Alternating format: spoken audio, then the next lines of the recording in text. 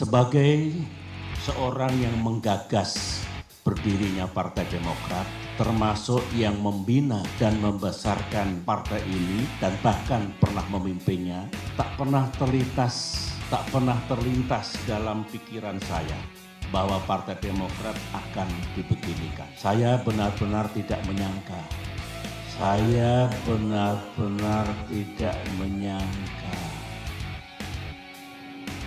Apa yang mereka lakukan tentu didasari oleh niat yang buruk. Juga dilakukan dengan cara-cara yang buruk. KLB ini jelas tidak sah.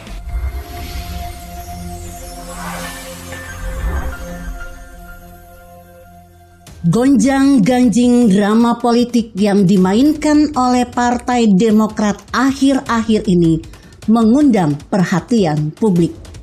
Pemecatan terhadap pendiri dan senior partai menimbulkan konflik berkepanjangan yang berujung pada Kongres luar biasa di Deli Serdang, Sumatera Utara.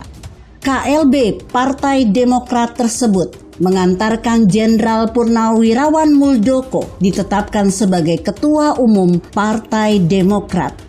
Sejumlah tokoh yang hadir dalam KLB Demokrat ini diantaranya Marzuki Ali, Hengki Luntungan, Max Sopakoa, Darmisal, dan Johnny Allen Marbun. Di dunia politik, konflik partai seperti ini tidak ada hal yang baru. Oleh sebab itu tidak perlu heran atau kaget. Hampir semua partai memiliki kisah yang sama. Hanya pelakon dan latar belakangnya yang berbeda. Itulah politik. Jika mau terjun di politik, harus tahan banting dan memiliki jantung cadangan. Kalau tidak, bisa stroke. Makanya, sebagai politisi minimal memiliki hati yang berlapis baja agar tidak mudah baper. Sejak dulu gaya berpolitik Susilo Bambang Yudhoyono SBY di Partai Demokrat suka mendramatisir setiap persoalan. Dan ini diadopsi oleh Agus Harimurti Yudhoyono AHY dari ayahnya. Sikap AHY yang tipis telinga dan gerasa-gerusu dalam berpikir dan bertindak justru membawa resiko buruk. Akibatnya jadi bumerang bagi Partai Demokrat. Apalagi sampai membawa-bawa istana. Buktinya apa yang terjadi? KLB Partai Demokrat pecah dan KSP Muldoko terpilih sebagai Ketua Umum. Setiap episode perpecahan di tubuh partai politik, istana menjadi sasaran tembak. Seakan magnet yang kuat dengan 1001 macam alasan sejak masa kepemimpinan Presiden Soeharto hingga Presiden Joko Widodo. Dalam politik butuh kalkulasi, bukan malah tembak sana tembak sini. AHY tidak berinisiasi melakukan tabayun terhadap orang-orang yang dituduhnya. Ia malah sengaja mengolah isu tersebut menjadi konsumsi politik untuk kepentingan citranya. Dengan gaya baper AHY dan SBY sampai menuduh keterlibatan istana bisa jadi melemahkan citra pemerintah saat ini. Sementara persepsi publik AHY dan SBY kerap memainkan irama politik dramatis. Stigma baper ala SBY terlihat pula pada gestur AHY ketika berdiri berpidato di depan publik. Duplikasi SBY yang tampak pada AHY menandakan ketidakmampuannya sebagai pemimpin yang mandiri. Cobalah belajar pada strategi politik Presiden Joko Widodo. Ia terpilih sebagai wali kota Solo 2 periode, kemudian menjadi gubernur DKI Jakarta, dan sekarang masuk periode kedua sebagai presiden. Padahal si kurus kerempeng itu dianggap remeh oleh lawan-lawan politiknya. Strategi politik yang dimainkan Jokowi yakni merangkul lawan dan memeluk sahabat.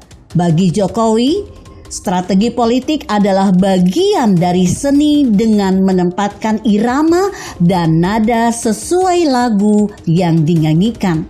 Hal yang paling penting dalam strategi politik dibutuhkan introspeksi diri untuk mengetahui kemampuan personal dan juga kemampuan lawan.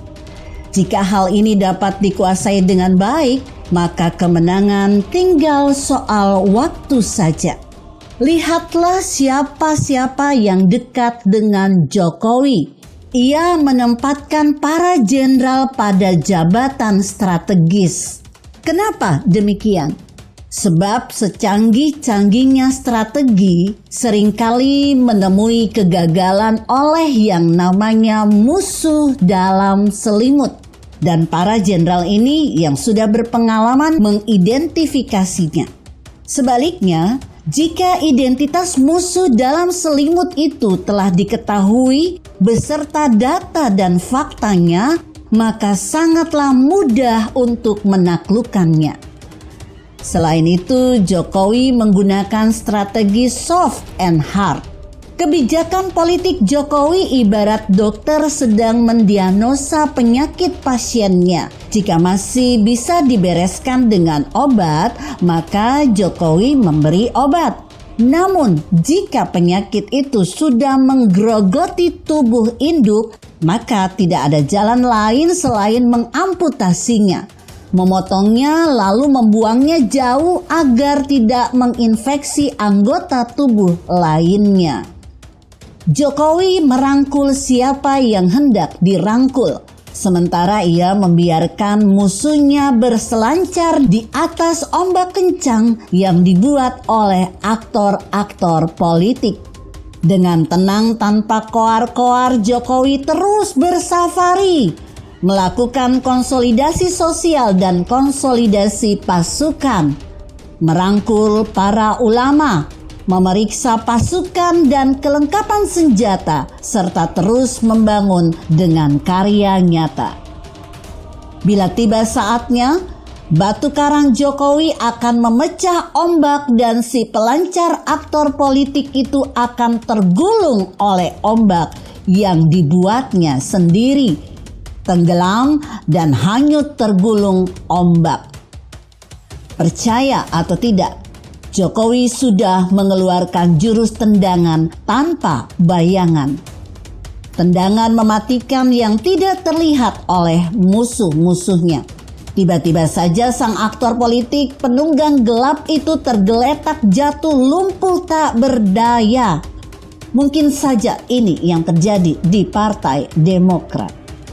Jika Anda berpendapat lain, berikan komentar Anda di kolom komentar. Saya Emma, Karisma 90.